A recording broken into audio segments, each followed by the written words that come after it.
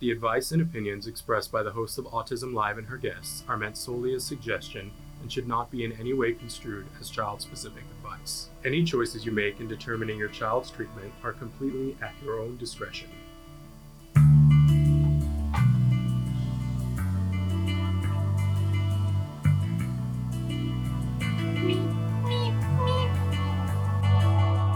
Good morning and welcome to Autism Live. I'm Shannon Penrod and so happy to be here with you this morning. We are live right now, Facebook, YouTube, Twitter, and about a dozen other sites. We've got a great show for you and we've got a great guest coming up for you. The fabulous Sam Mitchell is going to be with us. He is an amazing advocate for the autism community. And a podcaster and many other things. In any case, we're happy and thrilled to be with you guys this morning. We're live right now, as I said, on all those different sites. Wanted to tell you a little bit about, there are many different ways that you can connect with us. And one of the many ways, if you want to be watching us, you can be watching us, like I said, on YouTube, Twitter, on Facebook. We're live there as well. But a lot of you, I would say the vast majority of you are listening in podcast. And that's wonderful. We welcome you listening. But if you ever get curious, how crazy does Shannon's hair look today? You can head over to YouTube and take a look. It's a little crazy right now. I'm going to be honest. I'm getting ready to shave the whole thing off again because I can't deal with it. In any case, So we have this very robust YouTube channel. In fact, we have two YouTube channels, one that is strictly Autism Live, and the other one is strictly Ask Dr. Doreen. I really encourage you, check both of them out. There's a wealth of information. We're now really seriously in the 15th year of doing this, which is amazing to me. But if you're listening in podcast, you will notice that you are getting ads. And I want you to know that that is because there is a cost and we don't want it to come to you. That's the long and the short of it. From the very beginning, from the inception, when Dr. Grampiche and I started this venture, we both wanted for you to get the information for free. However, we have to defray the cost some way. So we allow advertisers to come on and do their spiel. And we hope that you embrace that. If that's not your jam, though, please, I want to encourage you. There is a way to get the podcast ad-free, and that's if you go to, it's glow.fm. My brain is not attached this morning. Can I just say glow.fm/autism live? That's where you want to go. And when you go there, I want you to know that you get everything the Autism Network does. It's $5 a month. You'll get everything Autism Live and Ask Dr. Doreen ad-free. But it's $5 a month. So please check that out. A couple of other things that I wanted to say. I was mentioning to our fabulous producer, Chris Desmond, this morning that I'm going to be speaking at the upcoming TACA conference. If you're considering going, I love going. I don't often treat myself to go unless I'm speaking and then I have a reason to go. But I always go, why? Why don't I treat myself to this? Because it is a wonderful, wonderful thing. I'm speaking on the Friday, so I believe that's the 10th. And it is a Friday, Saturday, and Sunday morning conference. So I will be there Friday and most of Saturday. If you're going to be there, please come. I'd love to meet you in person. It's a really wonderful event. There's 3 different tracks of speakers talking about, different things depending on where you are in your journey. And so, and any given hour, there are 3 different things that you can pick to go and listen to. There are some when they have, and I don't even know who their big guest is this year, but things like that, then it's everybody comes together and meets in one place. But there's also an amazing resource fair and plenty of time to meet with TACA mentors and other people and chat and have lunch. And, I never know who I'm having lunch with. Somebody always finds me and says, come and have lunch with us. And, and I'm thrilled. And it's like that for everybody. And when I used to go, when I wasn't a speaker, it was like that too. If I ran up to somebody and said, hey, I'd like to know more about this, I would end up having lunch with them. It's a good time. and you always come back from a TACA conference with your battery reinvigorated and with a plan.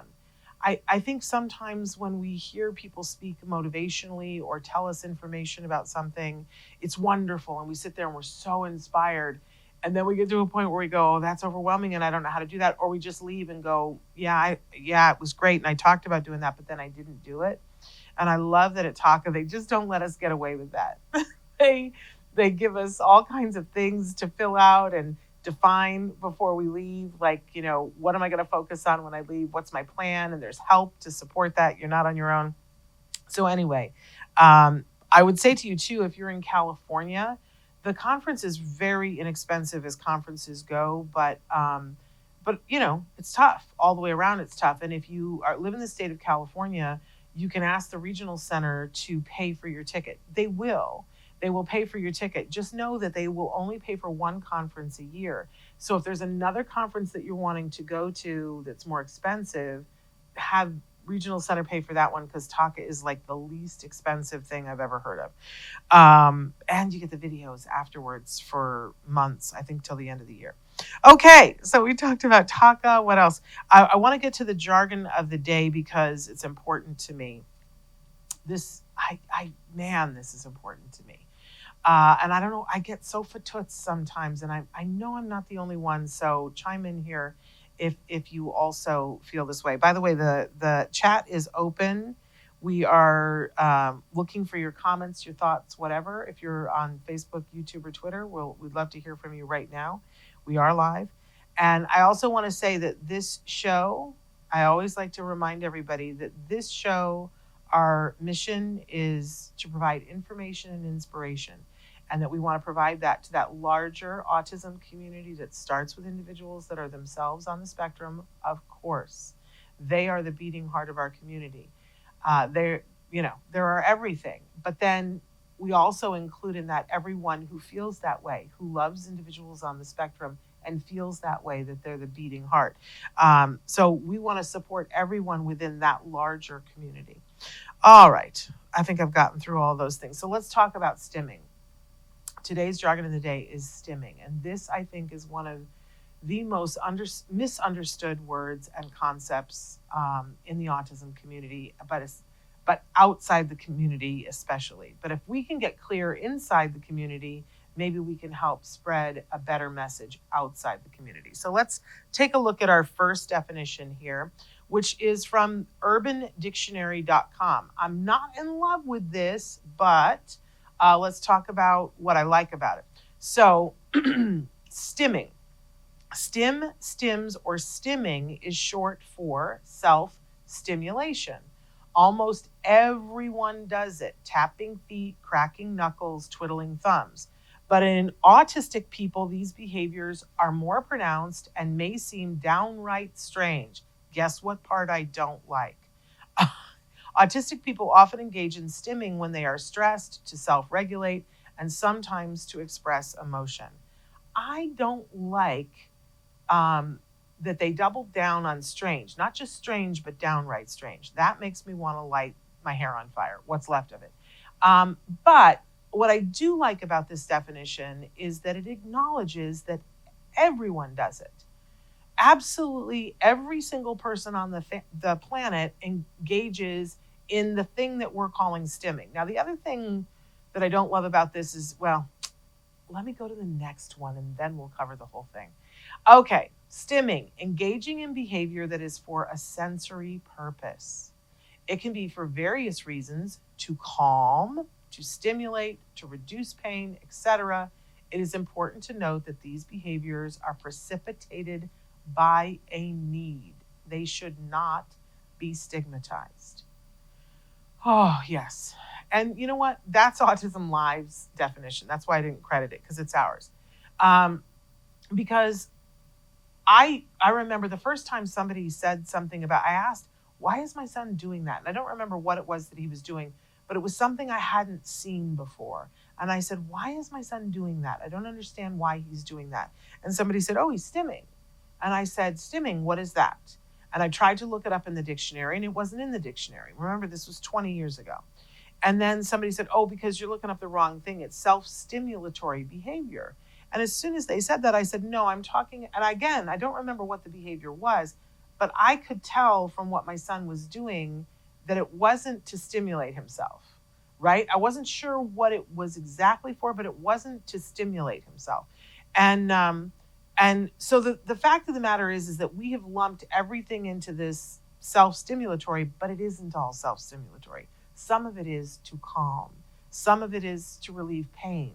It's not all self-stimulatory. But our community, this word has become so ubiquitous, really, the correct term is automatically reinforced behavior, right? Because there's something on the inside, there's a need. And so we, all of us, engage in a behavior that helps mitigate that need. That's the long and the short of what we call stimming is.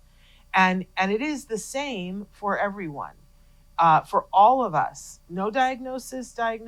We all engage in these behaviors that are automatically reinforcing. And we do it all day, every day. But there are times when people look at the behavior in somebody who has an autism diagnosis and they think that it is strange. I, as the mother, had not seen it before. I didn't necessarily think it was strange, but it was new to me, and I asked, what is that and what is the purpose of that? What's great about that was that I understood that there was a purpose. There are people in the world who think that stimming is a thing, not a symptom, right? And so they don't make room for the fact that there is a need, that a need happens and this behavior happens to mitigate it. Is it always the most efficient way of dealing with a need? No. Is it always something that we should embrace? No. Because sometimes someone will engage in a behavior that hurts themselves. And when somebody does that, that's not okay, right? We're not going to say, oh, well, you like to peel the skin off of your hands until your hands bleed. Well, you're doing that because you have a need, and so we're going to let you keep doing that until your hands become infected, and heaven forbid something has to be amputated, right? So I don't want to make a statement that across the board that all things that we call stims are wonderful and we should embrace them all. Because if somebody is hurting themselves, or if they're hurting somebody else, or destroying property, then we would want to look at very closely at that behavior and say, okay, there's still a need. What is the need, and how can we get this need met another way? If that is happening, we definitely want to help that individual and work on that behavior to make it so that they still have a way to fill the need, but it doesn't hurt themselves or other people. Now, other behaviors that we call stimming, that, it might be hand flapping, it might be rocking, it might be humming. There's a million different things that people do. I always refer to, the executive who sits there and clicks their pen while they're thinking. And the fact of the matter is that might be annoying to some of the people in the room, but usually people let it go because it's that person's way of concentrating to come up with the idea. And I really want us to live in a world where we start to understand what self-stimulatory behavior or automatic reinforcing behavior is, and that there is a need, and that we take the stigma away. If just because you've never seen it before does not mean it has to stop. Just because you don't understand it doesn't mean it needs to go away. The example I always like to give, I'm a Big Brother fan. I watch Big Brother. I watch it entirely too much. But years ago, there was a person on Big Brother who, the first season that he was on, he did not disclose. He did not tell anybody that he had a diagnosis of autism. And, and then I think it was that season that he won. And after that, he decided, there's an opportunity here for me and for other people on the spectrum. I'm going to disclose my diagnosis. So he did. And then he was invited to come back for an all-star season where it was all people who had been on Big Brother before. And some of them people we like, and some of them people that we find annoying, right? But he was on that episode, and there was a thing that happened that was very stressful for the whole cast, and he was rocking. And they were all sitting in a room together, and he was rocking because he was nervous. And then he got up and he left the room, and a couple of other people in the room were like, oh, you know, and I wish he would stop doing that.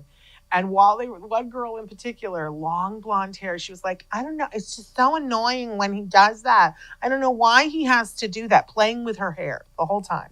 And I wanted to jump through the screen and say, we're all sick of you petting your hair, but we're putting up with it because we see that you are clearly nervous. Can you grow some sort of a tolerance bone? And what was he doing that was hurting you? Nothing. It made me crazy. And there was a big firestorm of publicity around it, and you know, people shouting and arguing and whatever. But you know, even now, you know, when she talks, she's like constantly patting her hair and talking and saying things like this. And if I ever have the misfortune to meet her, I'm gonna like give her a piece of my mind. But it's literally ignorance. It's literally ignorance. And it makes me crazy. And especially, I want us as parents to be the front line to help defend the people that we love against this kind of discrimination. It's people deciding and stigmatizing that behavior and saying, oh, you're doing this because you have autism or you're autistic. And like, I don't want to get into the whys and the wherefores, but we're all people. We all have needs. We all engage in behaviors to mitigate those needs. And if the behavior is not hurting you or somebody else, then what's your problem? What's your beef? Why? You know, and I literally, when I'm talking to parents and parents will say to me, well, what do I need to do about, and they'll describe one of these behaviors, I will say to them, why? Why do you need to do something about that? Is it preventing them from learning? That's another reason why we would talk about it. You know, I remember the parent who was saying, you know, my child is hand flapping, and it's constant. It's constant. They are not able to eat. They're not able to pick up a pencil. We're never going to be able to teach them their name. Okay, then absolutely, if it's preventing other things, sure, let's talk about how do we fill the need. Not how do we make the behavior go away, but how do we fill this need so that sometimes they can be engaging in the behavior in that way, and other times they can get the need met a different way so that they can eat and hold a spoon or a fork or a pen, right? Because that's going to help them. If reducing the stimming is for you, that's when I want us to stop and think and back up. And I usually will point out to the parent something that they're doing right now that is in the same category. And they go, oh, I had no idea. I had no idea I was doing that. I'm doing that? Yeah, and it's okay. And I'm not here to stigmatize it, but why are you doing that? Like the foot that's like, you know, bopping up and down. Why is that happening? Because you're feeling things and that's helping you. Why would we take that away from the people we love? That's why I feel like we got to be front line on that. I get hepped up because I think it's unfair. Anyway, all right. We have this amazing event that's coming up in just a little over a month, the All Ghouls Gala. This is when we do the big fundraiser every year to raise money for Autism Care Today. Now, there's two elements to this, right? First of all, it's a great charity and it's a great cause. They're raising money to give grants to families for things that the families ask for. There are lots of places that you can go and ask for a grant for. You know, maybe you want an iPad and there's a place that gives grants for iPads, right? Maybe you want help with an assistance dog and you go to a place that gives help with assistance dogs. But I'm not aware of any place else that says, what do you need? Apply for the grant. And that is what Autism Care Today does. We call it ACT, Autism Care Today. So I'm a big fan of ACT, and I always work to help promote and raise funds. And let me tell you something, we just never raise enough money. That's just the truth. We just never raise enough money to get even close to fulfilling all of the grants. Now, there is a grant cycle about to start tomorrow. that tomorrow the site will go active and you can start applying for a grant, and it will only last for a month. So it's from September 18th to October 18th. And I think that's the last one of the year. But it's a wonderful thing. And for the parents that are listening, if you need a grant for something, please apply for the grant. But I'll tell you something, that the grants only happen if we raise the money. So please help me to promote this event in whatever way you can. If you can come and buy a ticket, do it. If you want to scholarship somebody else to have a ticket, fabulous, do it. If you know somebody who has a business that would like to sponsor or have something in our swag bag, let me know. If you have something that you would like to donate to be auctioned in our silent auction, please let me know ASAP. So let's take a look at just a promo that our fabulous Chris Desmond made, because it's a good party too. That's the other part. We put the fun in the fundraising. So take a look at that, and then when we come back, we will welcome our guest.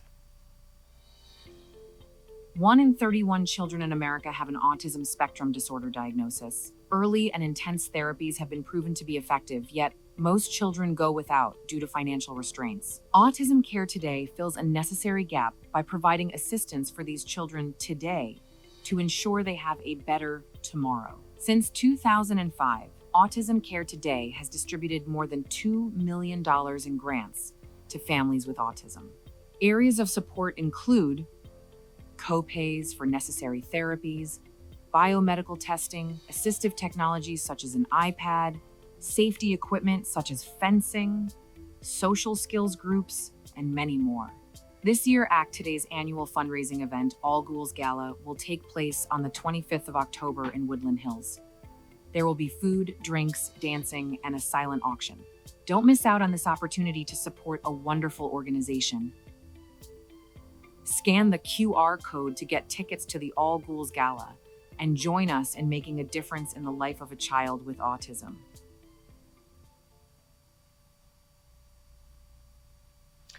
It's a great cause. It's a wonderful, wonderful event. Your ticket price includes admission.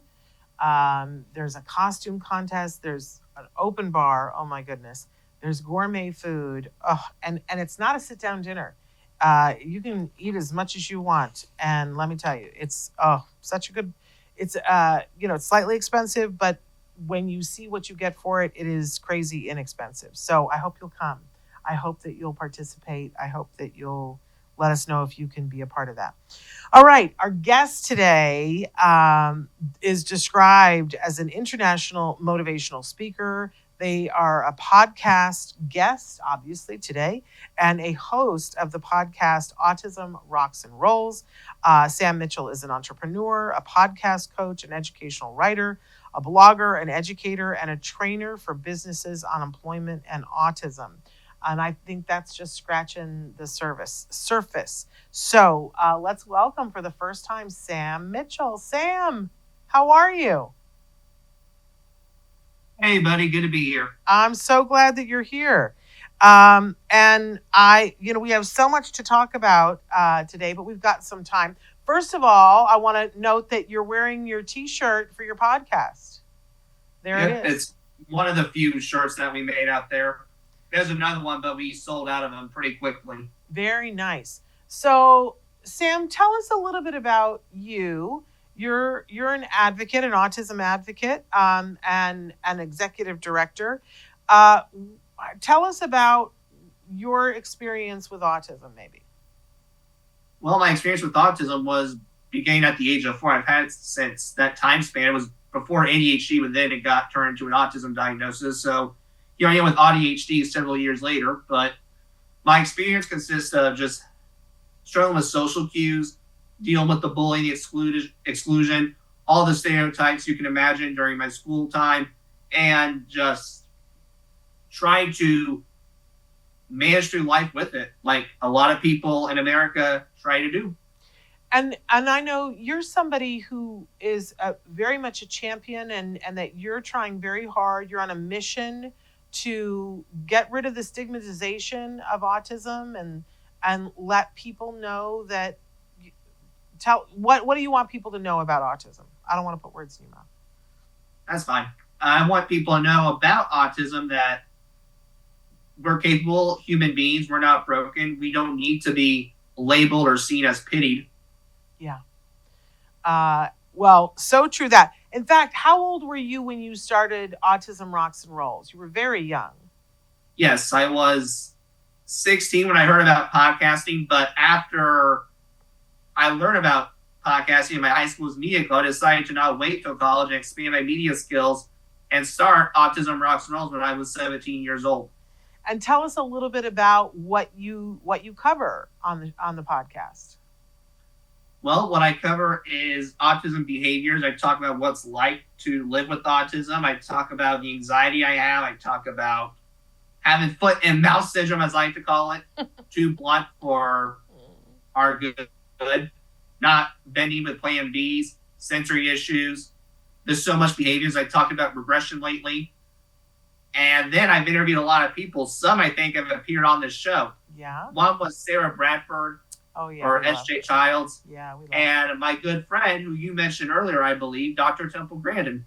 And then sometimes for fun, I'll compare something to autism that is certainly a hobby of mine or something I'm interested in or want to get interested in. I compared airplane autism. I compared pinball to autism. And then out of everything in this world, Scooby-Doo and Red Dead Redemption. Okay. The video game. Oh, I can't wait to talk about all of these things. So what, I guess I want to know, what was it, you'd heard about podcasting, and you joined your media club. What was it, what was the big thing that you went, okay, I'm going to do this? Did you already know what you wanted to talk about, or what made you want to do a podcast? Well, ironically, it was supposed to be about my travels, but then I thought, well, I do travel a lot, but I don't have enough to make episodes over, not enough content. So I figured, let's try autism because I think there's going to be enough content to speak on. And since I always want to help people, here's a great opportunity. I've always want to help people, but never had the opportunity to until I learned about, oh, I have this podcast. I have an opportunity to do something good. Yeah. Let's do it. It took 17 years to get there, but as they say, better late than never. That's amazing, though, Sam. That's absolutely wonderful. So you mentioned that you talk a lot about behaviors. You heard our definitions about stimming. I'd love to know what you think about that term. Yes, it is very undermined as, oh, we're the weird people. It's very aggravating because in my terms, it's a mean of survival. Do you really want us to not focus? Or do you want us to focus and do something a little strange? Because here's my deal. It is strange a little, I won't lie. I kind of smart to see it. Not there's nothing wrong with it, though. I do see there's nothing wrong with it. Believe me, I've done some stims before. But who's dying? No one. Who's getting hurt if I flap my arms? No one. Is there blood spewing out of someone's knee if I flap my arms? No. So it shouldn't be a big deal. I agree. For me, what makes me mad is that, I believe in equality and justice and reciprocity. And if somebody, when somebody is complaining about something because it's highly disturbing to them, while they're doing something that's highly disturbing to other people, I just don't get it. Does it ever make you, it literally makes me, jumpy when people get upset about stimming while they're stimming? Do you ever notice that? Not from a personal perspective. Okay. I haven't noticed it, but I'm sure if I were to think long and hard for about 12 hours, I could think of a time. Okay. And maybe talk a little bit about what kinds of things are you willing to share that you do that come under this heading of stimming? Well, what I wanted to share with my stimming wise is I don't do a lot of it now. I've done a lot of it when I was younger, but it's simmered down. But what I do now for the stimming wise is it shows with my anxiety. It's really high. Mm-hmm. And my anxiety gets so bad. What I do is I speak fast. It's like, nope. Get away. This is already, shut up. Okay. And And you're doing that because what's going on inside when you do that? I'm overwhelmed. Yeah. I'm aggravated, that angry. I'm done dealing with this. My limit isn't as tolerable as some others. Maybe my mother's is here. Yeah. Mine is here. And so that's a way for you to kind of help yourself with the overwhelm and maybe shut down some of the other things that are happening. Yeah, I've shut down before around people, and it's very obvious when a shutdown comes along, because I think even someone who's not a rocket scientist could figure out, oh, that's not Sam Mitchell right there. Yeah. And we all have moments when we, it's just maybe not as visible to other people. I'm with people all the time on and off the spectrum, and I see people withdraw or, just fuzz out or shut down. It's not uncommon for everyone to do that, to have a moment when it's too much. It's just some people do it in a very quiet internal way, and some people physicalize it. I just really hope that we can all get to the point where we don't stigmatize it. Because I want to talk with you specifically about mental health, because I know that this is a big concern of yours. What do you want to say about the autism community and mental health, and as it relates to you especially? Well, it definitely is a big deal to me. I just got back from a while back ago doing a NAMI walk, like a National Alliance for the Mental Health Illness walk. Mm-hmm. I was very happy to do that. But what mental health means to me is there's so much people with these conditions that people think are just used for attention. That's not everybody. Some people that probably sure flag it, but they don't do it all the time. There's a legit reason behind it. I mean, it's not easy to wake up and feel good every day when you have a mental health condition, because I'll be honest, I think autism is a mental health condition. You do think, or you don't? I do. Okay. So for you, as you experience it, what do you do for yourself? How do you take care of yourself and your mental health? My way of handling my mental health is I get away with people. Like, I don't be around people. And I just try to handle the emotion by myself. Okay. Because the more you jibber jabber, the more worked up I get. Okay. So in those moments, giving yourself space, maybe a little bit of isolation, giving yourself time, but self-regulating for yourself, not with other people. Is that what you're saying? Right. Okay. And I'm not a jerk about it. I do verbalize it. It may not come across as a leprechaun with gold in his hands, but it's going to come across, period. Whether it's nice or mean, that depends on the mood. But you're taking care of yourself, and I think that that's critical and important. You said earlier that sometimes you like to talk on your podcast about hobbies that you like and things that you're really interested in. What kinds of things, what are you into? What are your hobbies? Well, I mean, one of them is professional wrestling. I did a whole 4-part series on it because I think there's a lot of cool moves doing the wrestling. I think it's just, too, when you watch these other branches, it's not a lot of variety. With boxing, it's punches. With UFC, it's just punches and kicks. With professional wrestling, there's submissions, there's attacks. You can throw someone around, you can jump off the top rope. That's what I like in life, a variety. I don't like just the same old routine every day. Now, with some stuff, I do like it. With a daily routine of brushing your teeth and when to do it, yeah, that needs to be on the same hill. But for me, at least, in particular, with some stuff, I can bend a little bit. So I want to talk more about the professional wrestling. So you've been a fan of professional wrestling since you were a kid. Is that true? Oh my gosh, you have no idea. Like, since I was 6 years old. And my parents, for the longest time, thought, oh, he'll grow out of it. No, I haven't grown out of it. I love that. And so do you only watch it on TV, or do you ever go and see it happen at an event? I've been to several wrestling shows before. And I've been to a couple of wrestling pay-per-views too. Okay. Who's your favorite wrestler of all time?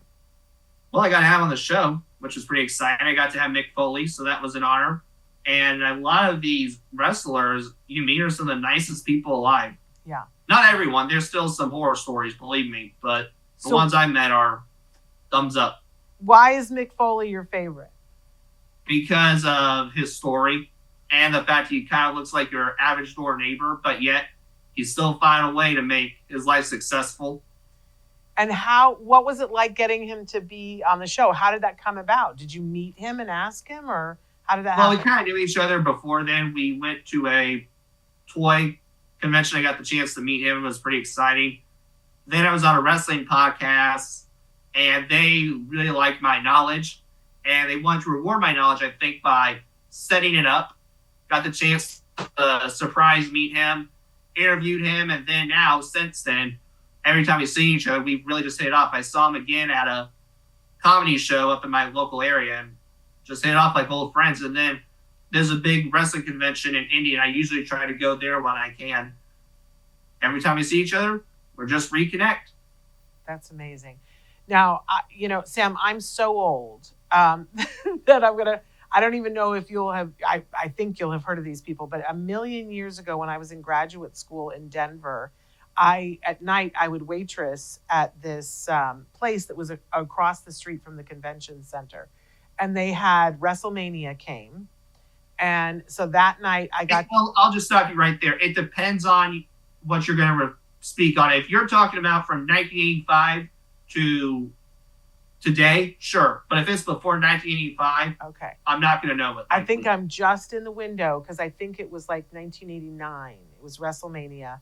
So that night I got to wait on Hulk Hogan, and I got to wait on Andre the Giant, plus, all the people that were from that era. It was an amazing, like I have to be honest that I have family members that were really into wrestling. So I knew about it, but I'm not the big fan that you are. But it was an amazing night. It was amazing. And, now these people aren't with us anymore. But it was really fun to get to meet them, and they certainly they kept me busy being the cocktail waitress because there was a lot of drinking that went on because the show was over and they were drinking. And I was impressed. Hey, I had to carry Andre out. Let's put it that way. Gosh, Lord, I would imagine that. I feel bad for you. You had to do that. Yeah, no, he was like, just bring the bottles here, and but he was a gentleman and he was kind, as was Hulk Hogan. They were all very well behaved, but there was a bit of drinking going on. I have to be honest. But I was amazed at how accessible they were. That I thought, they're celebrities, and I was amazed at how very willing they all were to meet with their fans. And I think that's really the case now, that these people love their fans and want to talk to them.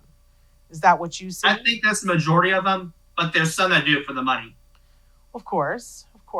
And there's some who just do it because they have to be there. I have a local celebrity. I won't say who because I don't want to get sued by him. Okay. But I know how much of the clean version, at least son of a gun, he is. Okay. When I went to the Royal Rumble in Indy, that celebrity was there, and you can just tell he did not want to be there. Well, someone paid him to get him there, and he was like, and he's front row seat. You're at the Royal Rumble. You're at an event. Be happy. There's someone out there who likes wrestling who can't afford it. Yeah. Come on. Well, that's true. You ungrateful son of a gun. That's true. Now, I have a family friend who's really into professional wrestling, and his wife is not as much, but they have arguments all the time because she says that there's an element of it that's rehearsed, not the whole thing, but there's an element of it that's rehearsed, and the outcomes are already pre-decided, and he is adamantly, no, it's all real, nothing is faked, it's all real. Where do you fall on that continuum? Well, both are right. Okay. The person who said it's fake, it is rehearsed.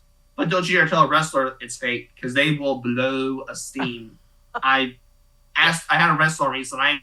I was just curious why, and it made sense why. It's basically an insult to their profession. Yeah. But it is rehearsed.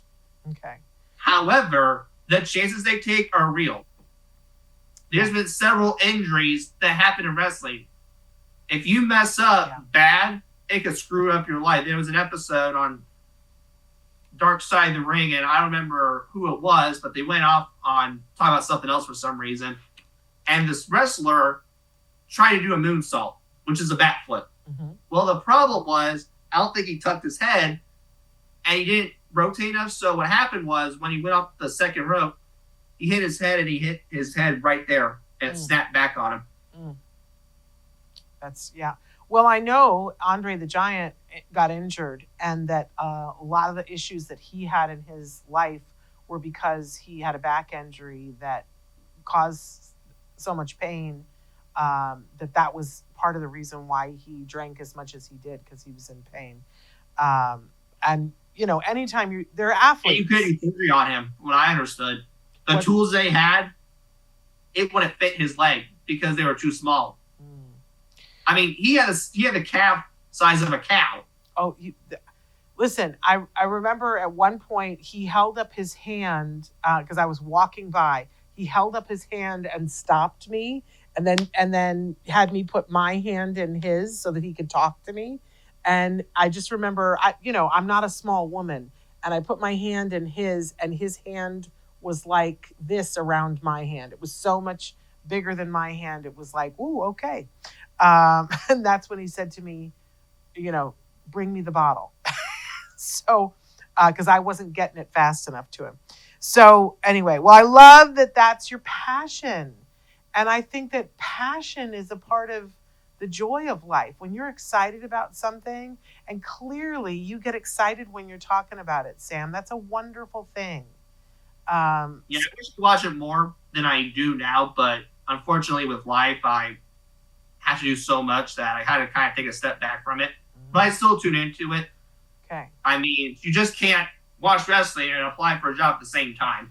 Well, it's interesting you bring that up, because that's the next thing I want to talk about is autism in the workplace. But first, I want to start with saying, have you considered working in the field of professional wrestling?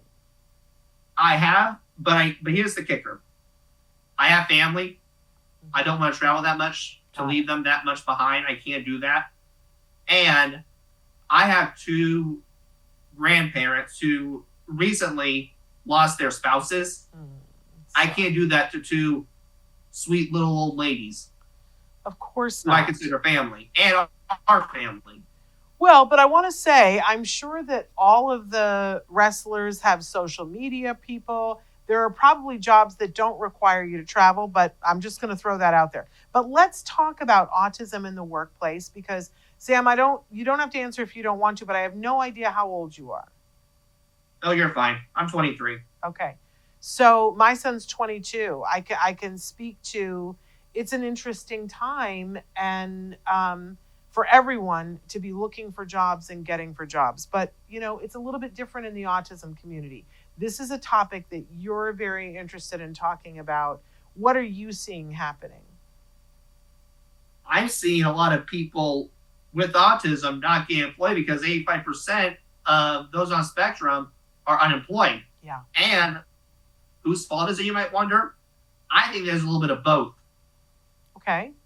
Parties playing at fault, because I think one side is a little hesitant and reluctant to get a job because of many reasons. One could be they have to have someone who's in charge of them.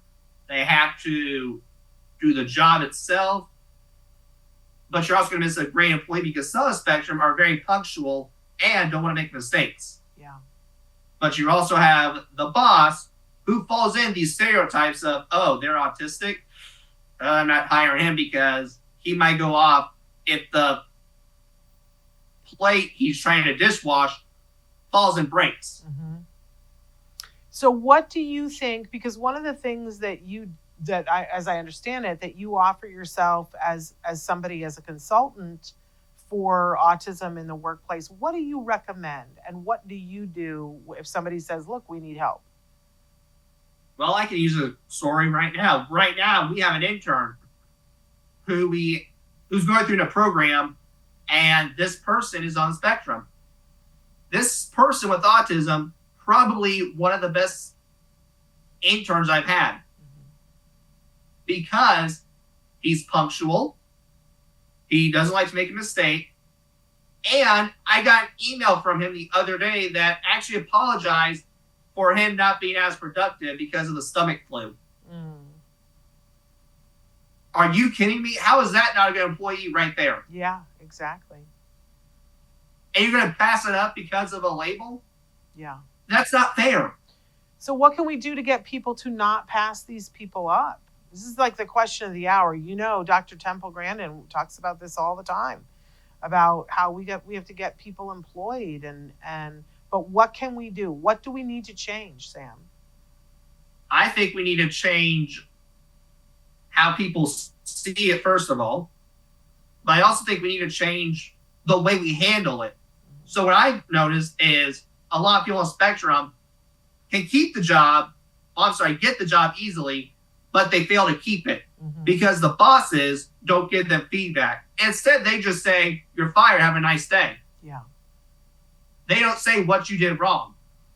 What I've done with my intern is if he does make a mistake, I tell him, "Listen, you were great with this, but we need to work on this." Yeah. Whether that's some social with the job or a trait with autism, I tell him that. Yeah. And how it is. And I think a lot of employees, or not a lot of employees, a lot of bosses with employees who are on the spectrum tiptoe around the problem. They beat around the bush. That's not us. Yeah. Tell us if we're doing something wrong. If we're scooping the ice cream or at the ice cream shop, tell us. Yeah. Don't just leave the mistake. Why do you want to do that? Yeah. I know Dr. Grandin talks about, just a very basic thing, giving checklists. Is that something you agree with her on, that a checklist is very helpful? It can be, but for me, I don't do that. What I use is a daily list, a chart of, I divide my life into what my life is like, and I will write the task in that chart. So if it's academic or work, going to work. Okay, going to work, 9 a.m. I have a podcast. Okay, podcast work. Appear on Autism Live at 12:30 p.m. Oh, I got to socialize. I plan on texting a friend today. Okay, text a friend. Oh, I have a chore to do. I have to clean the bathroom today. Okay, write that on there for Thursday, clean the bathroom. So you're kind of keeping a calendar that keeps everything on it. Yeah, it used to be written, but because of finding it easier and terrible handwriting, I decided to make it more digital. Got it. So is that on your computer, on your phone? It's on a computer and phone. Okay. And I think a lot of us do that now. Life is so busy and there's so many things to remember. If I didn't have my Outlook calendar, I would be lost.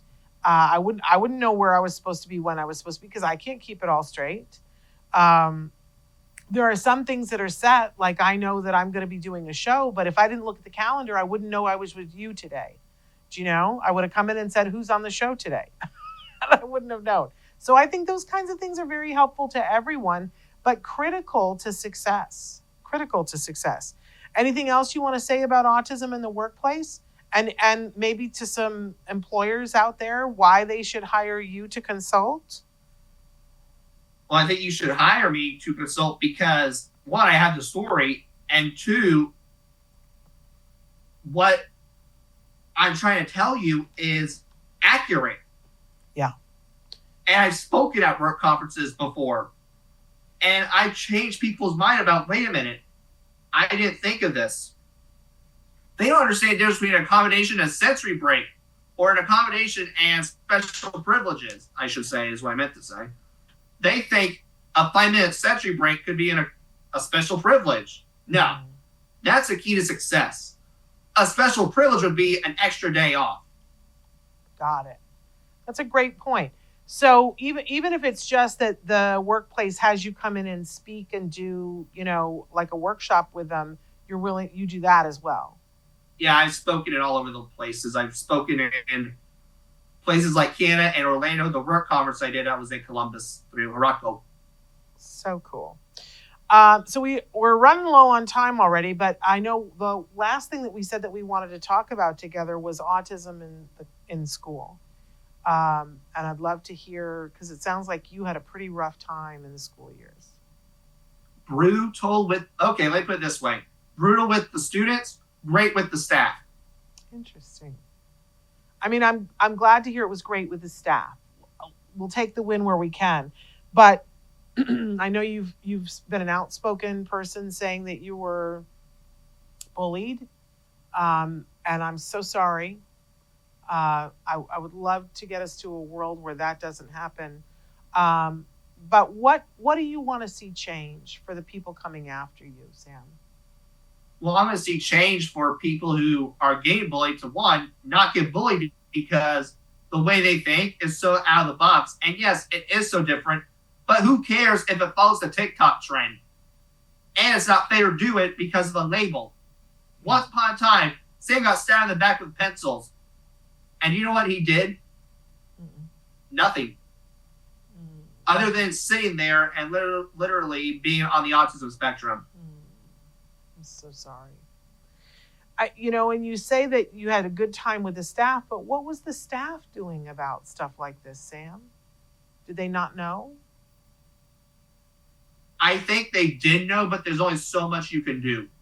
My bullying wasn't the type where you get tricked every day at 9 a.m. in the morning. Yeah. Mine was the exclusion, or getting the big eye look like this because I said something kind of different. And you can't send a kid to the office for that. Yeah. I wish you could, but you realistically can't. You have a line of students getting expelled every day if that was the case. Yeah. What do you think would have helped? I think what would help is the staff encouraging the students, listen, get to know this person. He might be a little bit of an oddball, but you know what? Maybe if you talk to him, he might like basketball. Or maybe there is a TikTok trend he likes. Yeah. Do you, at your school, lots of schools have different programs that are something around a buddy program. Like sometimes they have a buddy bench, or they have a buddy actual program where kids are assigned to be buddies. Do they have anything like that at your school? Not for middle or high, but we might have one for elementary. I'm not 100% sure. Don't take my word for that. Okay. What do you think about programs like that? If there had been a buddy bench where you could go and sit on a specific bench that's painted a specific color and everybody knows it's the buddy bench, and that means, hey, it's like on LinkedIn when people say I'm open to networking.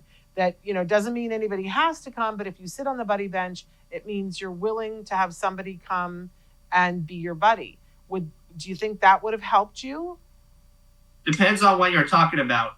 Elementary, no. Elementary, yes. Okay. Middle and high school, no, because I think when you're in middle or high school, those children have their mindset and how they're going to operate. And you don't think we can change their mindset at all? I'm not saying no. It's just going to take a lot of persuasion. Yeah, I hear you. It's just so hard. Life is hard enough. And I think those kids that age in particular, while not impossible, they have their mindset on what their social life's going to be like, and they're hard-headed as hell. Well, I think you're right. I just want to try to figure out something that's different, that we can leave it better for the next set of kids, because it's heartbreaking to think that somewhere today there's a kid right now while we're talking who's struggling and being bullied in a junior high or a high school. And, I'd love to leave this with something that the people in that junior high or high school or the parents, somebody can do to help support that kiddo. So did anybody ever do anything that helped you? Let's start there. I did have one friend at that time span, but I think what helped me is after dealing with the exclusion, the bullying for 15 years, I was the problem was I was people pleasing. The minute I stopped people pleasing was the minute I got self-confidence, I got friends, and made something out of myself. Okay. With the shirt I'm wearing. Autism Rocks and Rolls. Okay. So now, do you feel like you have to people please, or are there times that you choose to people please? Oh, I choose one too, and I don't do it very often. Okay. Okay, because I don't want you to feel like you have to do that all the time. But I love that. I don't. I probably people please if I had a guess from a 1 to a 10, 5. Okay. Well, I think that's probably a lot of us, because we all have to do some people pleasing sometime, but I don't want anybody to feel like you're stuck with that, because that's no fun. All right. So we've only got about 2 minutes left here, Sam. Is there anything else that you want to say, or particular? I know what. Let's start with, how can people find your podcast? You can find me on your favorite media platform. Not a hard guy to find. If you Google me, your search engine optimization, something will pop up. I've done the research myself, trust me. Okay, so they should look up Sam Mitchell, or they should look up Autism Rocks and Rolls? Do the podcast, Autism Rocks and Rolls. If you do Sam Mitchell, you'll get a basketball player. And from the looks of it, trust me, I haven't done any slam dunks lately. That's okay. We don't need you to. You're a podcaster. And how often do you drop episodes? Every 13 days. Every 13 days. That's very specific. Why? Well, it was 13 at first, but then it got to 16, and then sponsors kind of started nagging me on it. So I did people please and went back to 13. It was no big deal. Oh my God. How do you get sponsors, 13 Sam? days because I figured that's a good time where the episodes aren't like 24/7. Yeah. But it's also, I think, a fair time where people can anticipate and wait. I like that. It was a business decision. How do you get podcast sponsors? This has been I've been doing this for 15 years, Sam, and I don't have this entirely figured out yet. I connect, I offer it, and I ask. And then sometimes the sponsors are what I like to call return the favor. One of them was recently I got referred to the Autism Center of Ohio, and I said in return, I'd give you a spot for sponsorship. Okay. Well, do you work on commission? Can I hire you on commission to get podcast sponsors for us? You're offering a job right now. Hey, I'm 23 looking for one. I'll take anything at this point. But I would have to do it on commission. We work on commission. Look at us negotiating in the middle of the podcast. Let's talk. If you're willing to work on commission, yes, I would offer you a job doing that right now. I'll have to talk to my mother about that because I don't know what work on commission means completely. But talk to your mother about it. But what it means is that if you, for instance, you go and you get a sponsor, so we decide a percentage beforehand that whatever you bring in, maybe you get 40% of the money and we get 60%. That's how you get paid. Yeah. Oh, it's like a Shark Tank deal. Got it. Yeah. So, so yes, like a Shark Tank deal. So that's how that works. Talk to your mother, then we'll talk more because I'm always looking for somebody who knows how to do this. Sam, you're amazing. What are your hopes and dreams for the future? What do you want to be doing? I just love to see this grow as big as it can because I think this needs to be seen. And right now it's a side-time gig, and I want it to be a full-time gig because I will go speak in a radio station, but I really don't want to. I'd rather be speaking in a podcast microphone. But that's just me. But that's wonderful. So that's really what you're wanting, is to have the podcast grow. You're not seeing it, you don't want to do something beyond that. You want to podcast and be a titan. Yep, and I want to do a lot of other experiences through this. I mean, just love life. That's all I can do. And my final advice is, if I have time to share it real quickly. Yeah. It's not really words of wisdom, as is the truth of life. If the world could be nice and not act so stupid, I think we get along so much better, don't you think? Yeah, we all could. I mean, that's the short and the long of it, right? But you also said you like to travel. Is there some place that you're wanting to travel to? Well, I mean, there are a lot of places. I would love to see the world, but for some reason, England. Okay. I think it's because I did that ancestry test and I'm part English, so maybe I'll feel like I'm at home. Absolutely. Absolutely. Well, I hope you get to England. Sam, you've been a delight to talk to. We'll continue the conversation through email, but thank you for taking the time to be with us today, and keep doing what you're doing because it's amazing. All right. Well, thank you so much for having me on. I had a blast, and thank God I got to come on. I can finally say I've been on Autism Live. You can. This is why I wanted to come on for a while, but just maybe didn't talk to the right people. Well, I'm glad we got it worked out and that we got you to be on. You've been a delight, and maybe we're gonna hire you. All right. So we'll figure it out. All right. You have a great day. Take care. All right. Thank you.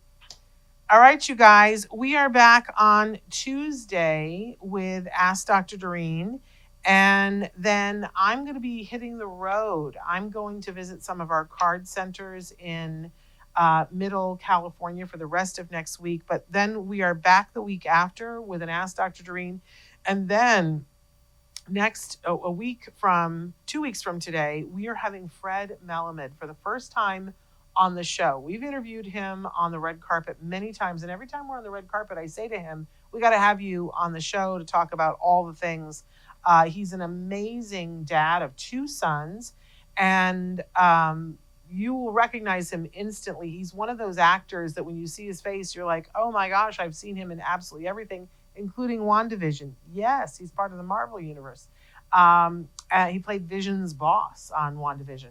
But he's also been in so many films and TV shows over the years, instantly recognizable, and an amazing voiceover talent, one of those voices that we know as what they call the voice of God. So Fred will be with us in 2 weeks. He's got a lot he wants to say about what's going on in the world, including, I think we might get a little political. We try to stay away from that, except when we, can't, and sometimes we can't. So you believe me, you're going to want to turn in and hear what Fred has to say. Whether you agree with it or not, you're going to want to tune in. So, but we will be back with Ask Dr. Doreen next Tuesday. All right, you guys, until then, give your kiddos a hug from me and one for you too. Bye-bye for now.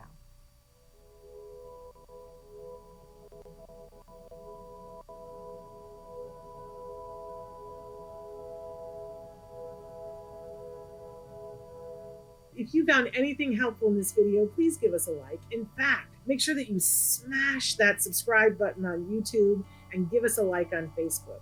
You can also follow us on Twitter and on Instagram for important updates. And please download our free podcast wherever you get your podcasts. Thank you so much. See you next time.